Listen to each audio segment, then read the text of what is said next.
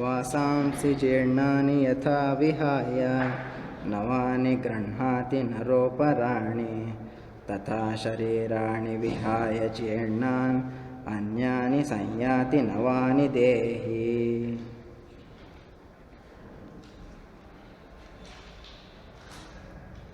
Just as a person gives up worn out clothes and puts on other new ones, even so does the embodied self give up decrepit bodies and enter other new ones.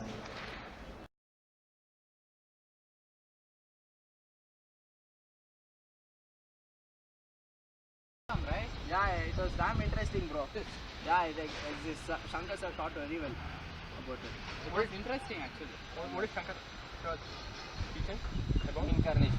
Reincarnation. So reincarnation does not exist. Whatever Shankar sir is teaching in class, they're all lies. It's a myth. No, but there is proofs for that. I didn't understand anything in class, and I don't think others are also understanding anything in class. Did you understand anything in class? Yeah. Have you heard of the scientist brainwaves? No, who is brainwaves?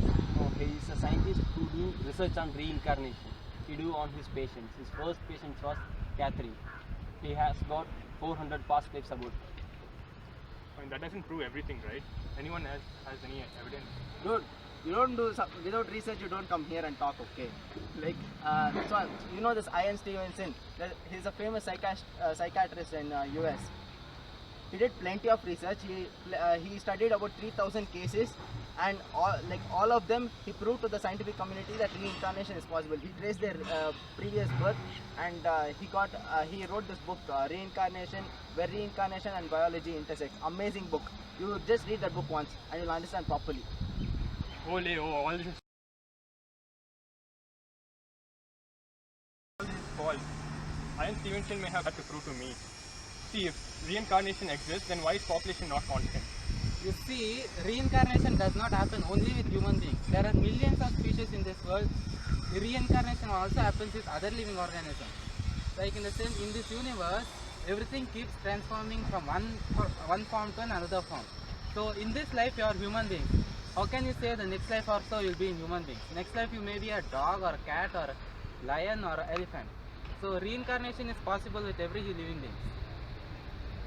So does anyone else have anything? Yes, you know about Shanti Devi? No, who is Shanti Devi? 26 in New Delhi. She couldn't speak up to 4 years of age, but when she spoke, her words were explosive. She described her previous birth, and she said that in her previous birth she was a woman named Lugdi, and her husband's name was Kedarnath, and she died due to an accident. Nobody believed her, but when she got... When she did, her first words were explosive.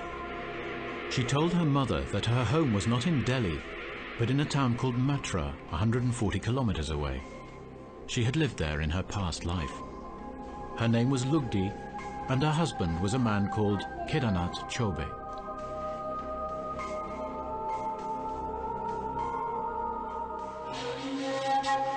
Shanti was able to describe the town in astonishing detail, even though she had never been there. She could even remember how she died, giving birth to her son 7 years earlier. For 2 years, Shanti's parents dismissed her words as fantasy. In the end, her mother decided she could no longer ignore her daughter's vivid descriptions.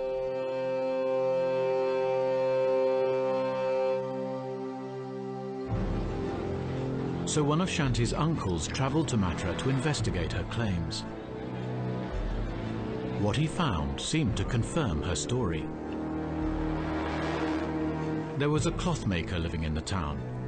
His wife Lugdi had died in childbirth the year before Shanti Devi was born.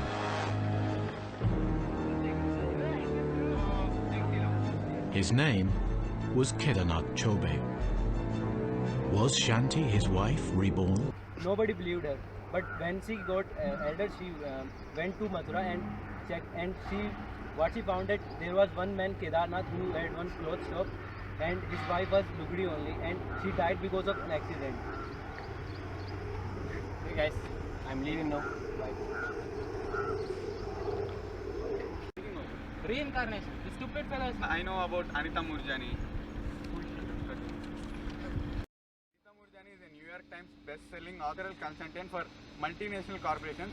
In 2006, after suffering cancer for almost 4 years, her organs started shutting down and she slipped into a deep coma. She was rushed to the hospital when she claims to have crossed into the afterlife during what she considers a near-death experience, that is NDA. Concept of NDA. So then she tells about the things what doctor told to her husband about the experience she got, and she tells about her brother who ordered a beverage in flight when she died. Upon returning from the NDA, her body healed within weeks from the end stage, which is called as end stage pneumonia. A matter of days, and within number of months, she was completely free from cancer. Dude, you're not believing in reincarnation, right? Come, I'll show you a video now. Come. What is in the video?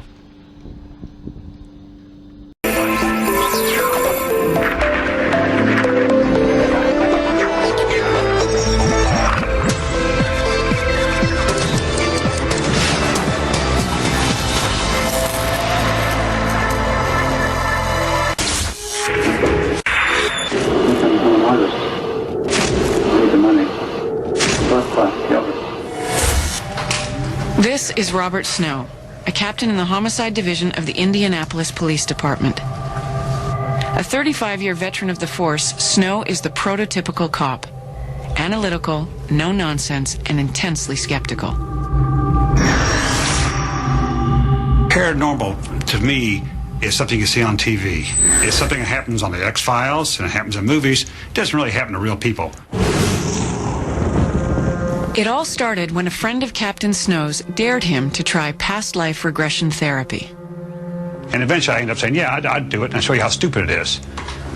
But then I didn't really want to go do it. I really did, and I kept putting it off and putting it off. At the time, I thought particularly past lives was just a concept to explain bad things in life. I thought it was just something that people believed in because they didn't want to think they died.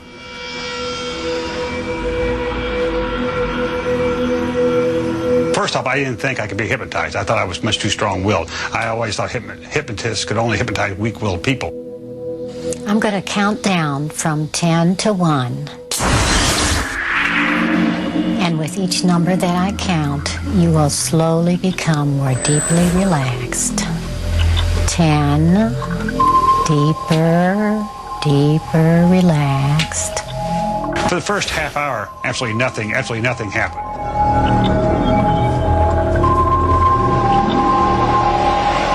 Then, Bob Snow began to talk. There's a globe on the floor. I have a small display case and a file cabinet. He was describing these events, and I could hardly believe it. It was so descriptive. And then what struck me most, he said, "I'm so lonely."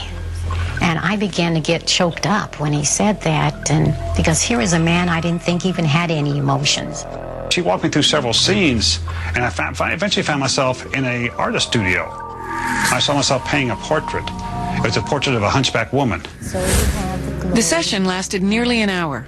However, the name of the artist was never revealed to Captain Snow. After my regression with Dr. Griffith, I was really confused about what had happened. The trouble was it was so vivid, so startling, I didn't know what to make of it. His confusion soon morphed into obsession.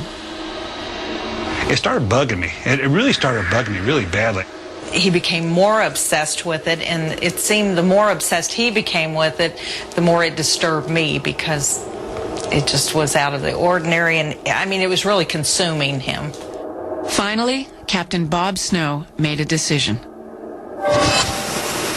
When I decided I had to look into this case and solve it to figure out what caused these memories to come up, I went back. I'd made an audio tape of my regression, and I went back to the audio tape, listened to it, and I wrote down everything I had said during my regression that could be proved or disproved. Snow claims he found 28 provable facts. 28 facts, all recorded on audio tape. The quality of the tape is extremely poor, but these are actual excerpts from that therapy session. I'm an artist. My whole face is full of themes. I don't think a man could have children when I have children. I I wanted a glass of wine. What a pain, I'm open with pain. Repainting a portrait of someone. No, I don't like doing portraits. I need the money. Doctor's got the blood clot to kill it.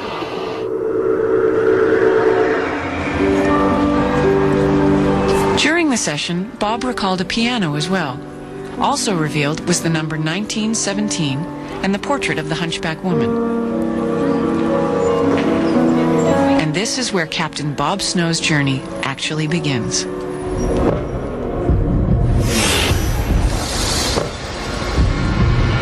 Bob began digging. If he could find the painting, he'd know the name of the artist. I at first thought this would be easy. I thought, how hard could it be to find a painting of a hunchback woman? And I thought, well, it would take a day or two at the most to find it. And as it turned out, it was an unbelievable task. Months of research yielded nothing, and Captain Snow was ready to give up. But it was still tough because it would always enter my mind. There would always be this little nagging thought in the back of my mind that, where did this come from? Where did this vision come from? Well, I discouraged Bob from revealing this to anyone outside of myself, even to our children, because I was afraid they would think that he'd lost his mind. 1 year after the past life regression, Bob took a trip to New Orleans, where he wandered into an art gallery and found himself staring at the portrait of the hunchback woman. The name of the artist who painted it? James Carroll Beckwith. No reproductions of that painting exist, and the original is owned by an anonymous collector. This sketch is based on Bob's description. When I found the painting in New Orleans and I found out who the artist was, well, then I had a way to reopen the case.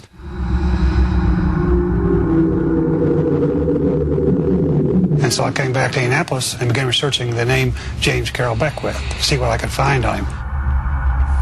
Being a captain on the police department, you know, there's a lot of authority. It's a very important position.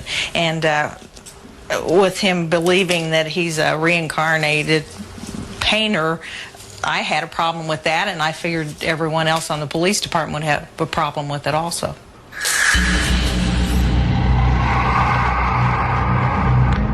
Bob pressed on.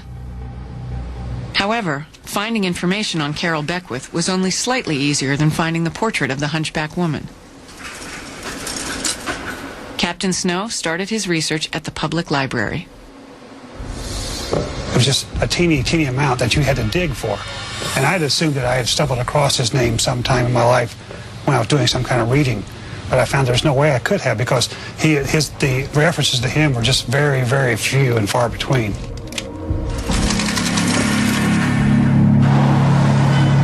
Captain Snow kept looking. The search eventually led him to the National Academy of Design in New York.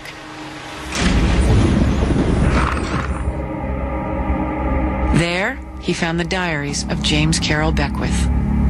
Turns out, Beckwith kept a diary from his 19th birthday up to the day he died when he was 65. The diary was 17,000 handwritten pages long. Problem being is that Beckwith, he was not a terribly good, he didn't have terribly good penmanship. He did a lot, he scribbled a lot, and I was frightened always to pass over any sentence that I thought it might be a key. Snow obtained copies of the diaries and spent a year going through all 17,000 pages. And what did he discover? Confirmation of all 28 facts. References to Beckwith's wife, Bertha, and the sad fact that they couldn't have children. Bertha playing piano. Beckwith drinking wine. I wanted a glass of wine. A walking stick.